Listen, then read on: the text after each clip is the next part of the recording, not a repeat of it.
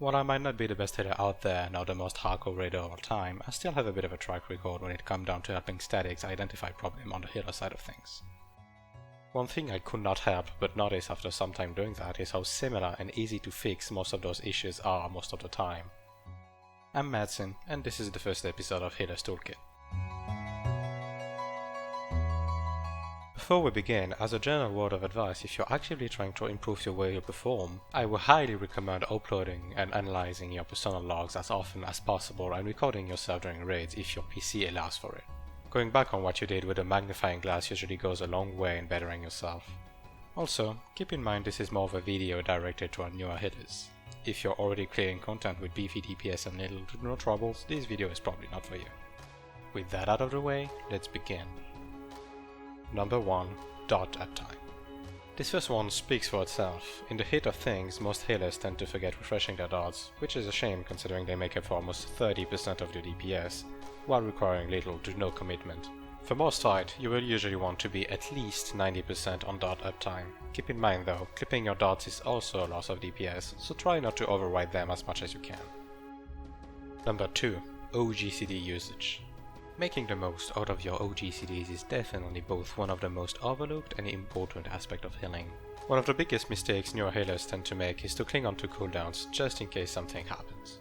If you're not sure when you should be using an OGCD, you should probably just use it on cooldown.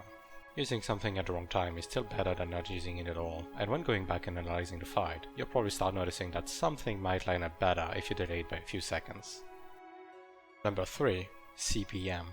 If you're not healing, you should be DPSing. If you're not DPSing, you should be healing.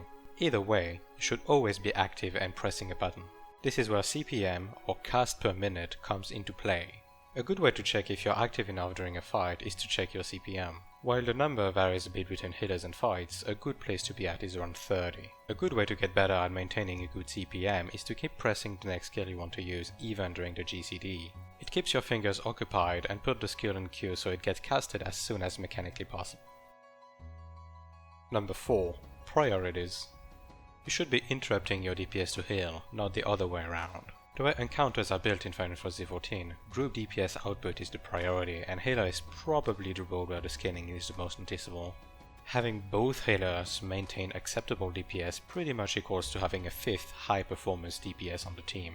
It should also be noted that there's no such thing as main or off healer. Both healers have a role to fill and none of them involve sacrificing GCDs on healing more than the other. Which leads us to our final point. Number 5. Synergy.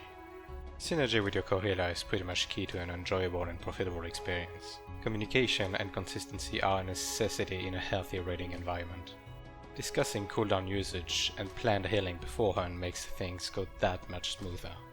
On the contrary, acting based on judgment without communicating it to your co-healer just leads to complication and more often than not, death. That concludes this first episode of Healer's Toolkit. If you enjoyed the video, feel free to leave a like and share it. If you have feedback to give or would like to hear my input on a specific aspect of healing, you can leave a comment below. Till next time, thanks for watching.